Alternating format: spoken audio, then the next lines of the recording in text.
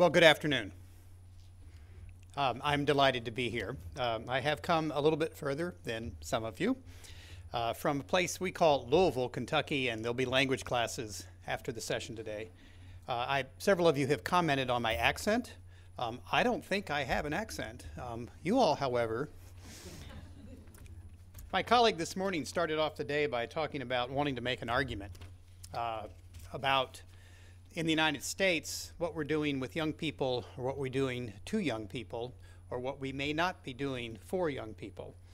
And I want to extend that argument a little bit and explore this notion of something that is being referred to as college and career ready, and suggest a conceptual framework that's different than what is on the minds of most policymakers right now. And as I am wont to do, I always look to pictures to help tell the story. This is the beginning of my graphic novel. For those of you who can't read the fine print, the car being towed says, "My child is an honor student," proudly emblazoned on the bumper. And the vehicle towing the other car says, "My child knows a cam from a rotor." I think this is a useful way to explore a distinction that has evolved in American education, and I suspect here in England from what I read, that there are two kinds of education out there. There is that which in our world we might call practical, that has some utility, and then there's what we might call academic. And it is the academic that we have over the last several decades, especially in the United States, come to worship and set everything else aside, as was noted earlier, for someone else's children. So let me suggest two questions I'd like to explore around this notion of college and career ready. The first is, what is the mix of kinds of skills that really truly define career and college ready?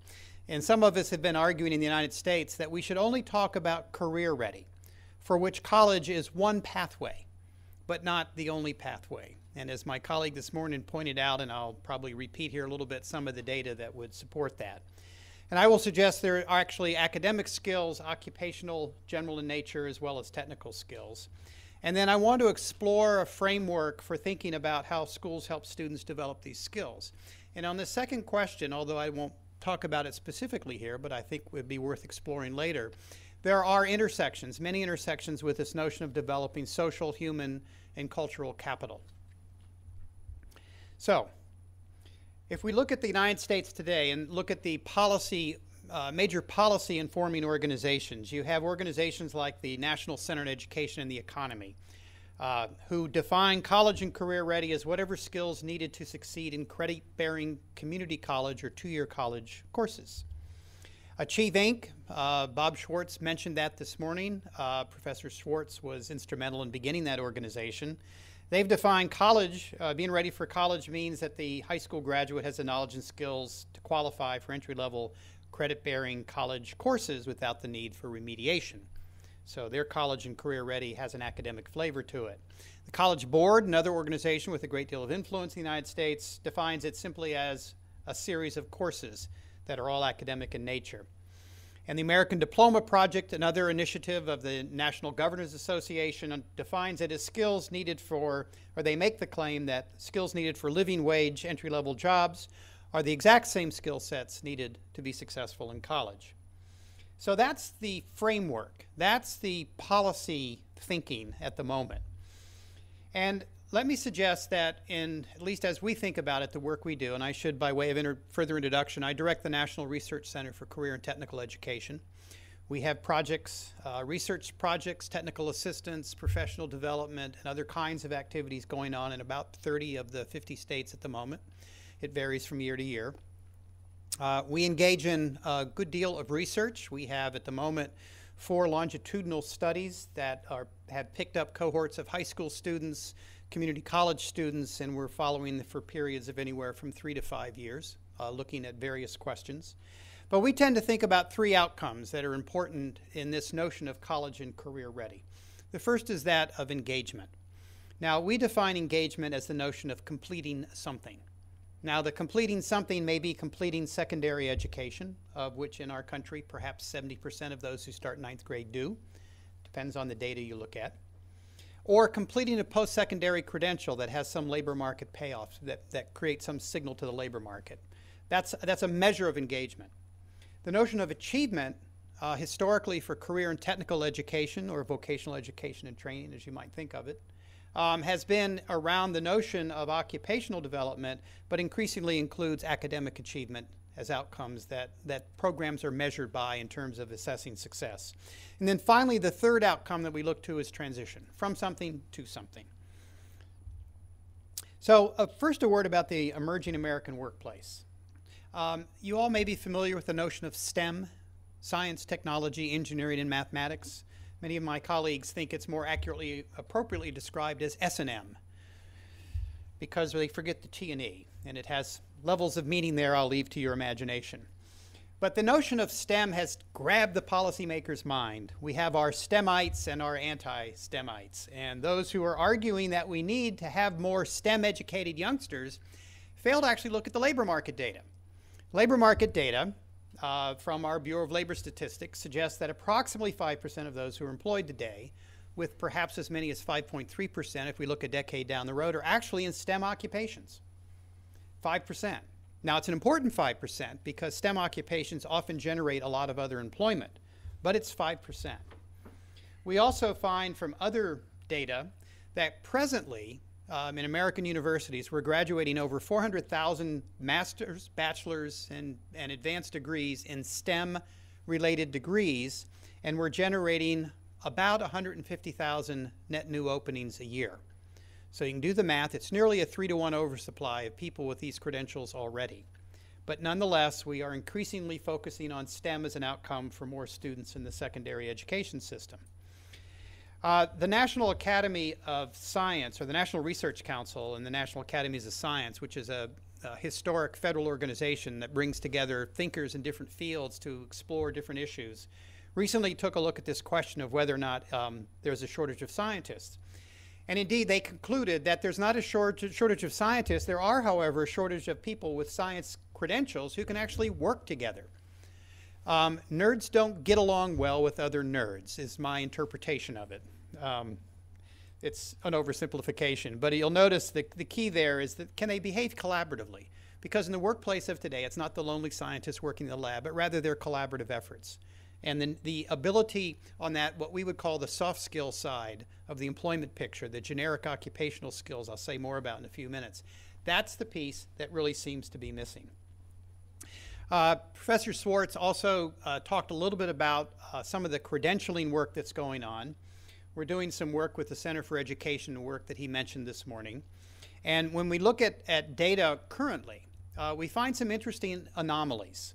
43% of those who go on from high school to some sort of post-secondary licensure or certificate program, and this, as he said, is about a year to 18 months typically, 43% of them will actually earn more than people who acquire an associate's or 2-year degree. 27% of those will earn more than people with baccalaureate degrees. And those who acquire associate's degrees, which often lead to, for example, registered nurse credentials, 31% of them earn more than those who acquire baccalaureate degrees. So if we just look at this question of earnings in the labor market, clearly licenses, certificates, other sorts of sub-baccalaureate credentials have a lot of value. But it's something that very few young people ever get a chance to hear about. Now, in the quest of this notion of college for all, which is a phenomenon that really dates back to the early 1980s with a report called A Nation at Risk that came out and essentially concluded that American schools were lousy places, teachers can't teach, schools can't educate, and we're going to hell in a handbasket, more or less. That was their conclusion, which I found ironic when you look back because it was those at-risk kids from the 1980s who moved into the U.S. labor market in the 1990s and created the longest sustained economic boom our country has ever seen. Curious. They're from lousy schools with teachers who can't teach. But beginning back in the early 80s, we began this quest of this notion of rigor. And rigor has become defined as more. If we're not happy with the math skills of our high school graduates, make them take more math. So in the early 80s, the average high school student maybe took 1 math course. Now it's nearly 4. And one of the things we find, and I don't have all the data here, I just wanted to share the one with you. If we look at The average high school kid in the early 1980s took about 13 core academic credits: math, science, social studies, English, foreign language, and the like. We now have kids who are taking nearly an additional year of academic coursework. Reading scores have significantly declined. Science test scores have significantly declined.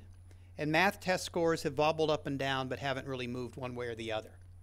So we've increased the pain and agony, and we've made no measurable change. Back to the S&M, we've increased the agony, we've increased the academic focus in schools, and we really don't have anything to show for it, except a rather stubborn and persistently high dropout rate. By the way, currently, the most recent data suggests barely a third of those who graduate are proficient in reading, and that's a necessary prerequisite to be successful in traditional four-year baccalaureate degrees. So, let me map out what I think of as the college and career dilemma. If we take a hypothetical group of 100 kids who start ninth grade in the United States, keep in mind that there are a lot of young people who never make it to ninth grade. We're only starting with those. Right now, we estimate approximately 70% will finish in a traditional four-year time frame. That means we have about roughly 30%, 25% in some surveys, 30%, a bit more in others, who enter the workplace as a high school dropout. So of those 70 who who complete high school, current data, and actually these data, the percentage has gone up a little bit. It's closer to about almost 2/3 now. Will start some kind of 2 or 4 year experience immediately after high school. But that means we now have another 25% of that ninth grade cohort moving into the workplace with a high school degree as their only credential. Now think about the data that Bob was sharing this morning. At the mid-20s, 25, 26, 27 years old, about 40% have acquired a 2 or 4 year degree. About 40%. So you'll see some similarities in these data here. So of those 43 who start college, we know an awful lot will drop out in the first year. Many with 0 credits, because many of them take remedial courses. And if you get an A+ in English 001, which is a remedial designator, you get 0 credit. If you get a C- in English 101, you'll get typically 3 credits. That means we now have another 19% moving into the labor market with some college credit and probably a lot of debt. So what we've established in the United States is a system that works reasonably well for about a quarter of the population. Or if you stretch it out long enough, a little bit higher. I have to confess that I got my baccalaureate when I was approaching the age of 30. I was a slow learner. And by that time, I'd been married twice. But that's a whole nother conversation we best not enter into here. So let me suggest, everybody needs a hobby. Let me suggest, collecting coins was much less expensive. Let me suggest 3 domains of knowledge for what is truly college and career ready. There clearly is a core of academic knowledge necessary to be successful in the workplace. If you're a mechanic working on a car, you better know something about Ohm's law or you're going to be blowing fuses all day long. There are a set of skills in the generic occupational, across the same skill sets pretty much across all occupations. In the United States, we had a report in the late 1980s called the Secretary's Commission on Achieving Necessary Skills, shorthand, SCANS. SCAN skills identified what they called core foundational skills, the usual suspects, literacy, numeracy, and so forth. But then they had 5 competencies. And these competency areas were quite interesting. Among them, the personal skills, which you can imagine, but included things like negotiation skills, the ability to teach others. It was reflective of the changing work environment where you no longer had one job for 30 years and got the gold watch and left, but rather you worked in teams that evolved and changed over time. And you had to be able to adapt to those situations. So one day you might be a mentor or teacher to someone else, and the next day you might be the person receiving that. And so how do you develop those skill sets becomes the question. And then finally, there are the technical skills. If an employer wants to hire a welder, well, you better know how to weld. So there are technical skills. Now, for the purposes of especially secondary career and technical education, it is these points of intersection. The academic expression, or the occupational expression of academics, the technical expression of academics, is where we've devoted a lot of our research. So we've done a lot of research in the area of something we call curriculum integration. If you are in a carpentry class and you're teaching somebody about pitch on the roof, that's the same underlying mathematics as slope on the graph. If you are helping them think about what it means to have a square wall, when I was a kid, my father was in the trades. His friends used to talk about the magic triangle, 3, 4, 5. You could manipulate those numbers. They never knew that was a squared plus b squared equals c squared. They had no clue. They just knew 3, 4, 5, back of the envelope kind of calculations. So what we've developed are strategies and techniques for actually taking those occupational opportunities to reinforce or actually develop academic skills. I got 5 minutes. I have to talk really fast then. Okay, let me speed it up here. So academic skills necessary in the workplace. I want to get to this piece. We're doing analysis right now looking at the kinds of skills. When they say academics, what does it mean? Again, reflect on the definitions earlier that suggested that academic and career skills were the same. Let me suggest that they're not. Let me skip to the data. I don't think you can read the fine print. ACT, one of the testing agencies in the United States, has made this claim that academic and occupational skill sets are the same. And so what they've said is to get a passing score, to be able to be college ready, these are the kinds of things in the middle column you need to know how to do.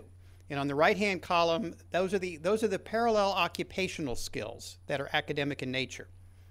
If you actually map those back against traditional classwork, Algebra 1, pre-algebra, and so forth, what you find is that there isn't a skill listed, and the list is longer than this. This is just one snapshot.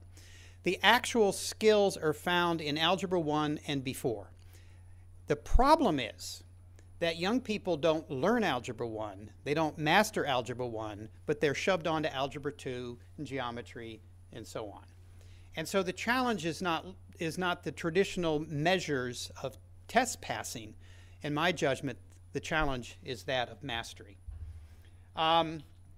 This is a job posting for electronic technician. If you actually look at, this is one of these middle skill jobs, sub-baccalaureate that Bob Schwartz talked about. When you actually look at the kinds of skills employers want, this is an actual job posting from about 2 months ago. Largely work-based learning kinds of things, gained from experience, a set of soft skills and technical skills. There's little mention there of things like Algebra 2 and the like. Most of them call at this level for a 2-year credential. There's a set of employability skills. These are the ones that are generic across all occupational arenas.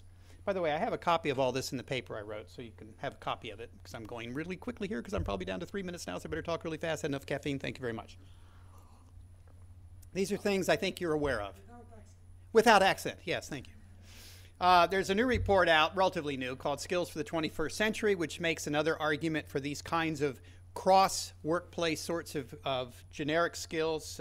Again, communication, collaboration, the sorts of things that really define today's workplace. Technical knowledge and skills, we're actually looking at the kinds of industry credentials that can be obtained through secondary level career and tech programs, and there tend to be quite a few. The OECD report that came out, Learning for Jobs, that Bob Schwartz mentioned this morning, makes the case that at the secondary level, students should graduate with skills valued by employers. In our labor market, the measure of that are actual industry certifications. So they do exist. Real quick thoughts on the road to an American solution. As time permits, we can talk about notions of multiple pathways. Traditional college pathway is but one, and there are indeed others. This need for an expanded role for employers, as well as this notion of a new social compact. These are the kinds of things that Bob was talking about. From a U.S. policy perspective, we have something called programs of study that are enshrined in law. And it calls for school districts to offer programs that link secondary and post-secondary, largely community college in nature, lead to an industry-recognized credential, and includes things like curriculum integration and other strategies. And indeed, we have system strategies that we can talk about, from career pathways, career academies were mentioned at another session earlier today, career-themed high schools, and then on the pedagogic side, we have this notion of curriculum integration, work-based learning, which we view as a pedagogy, and we have a different framework for that, which I'd be love to have time to talk about. We have something called career tech student organizations. Bob Schwartz mentioned he was here last week for this international skills competition. In the United States, we have 8 or 9 organizations that lead students to those things. And then the need for career guidance is manifest. Sorry? Okay. That's my conclusion, but this is my real conclusion.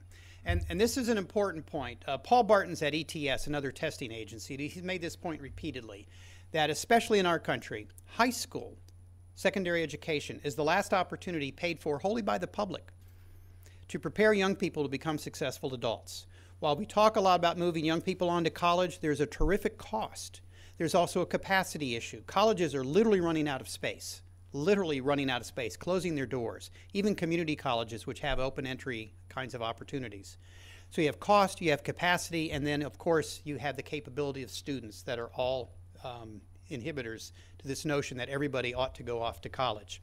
So that's my email if you'd like to follow up on this. That's our website, and invite you to visit our website. We have a great deal of research there, and I thank you for your attention.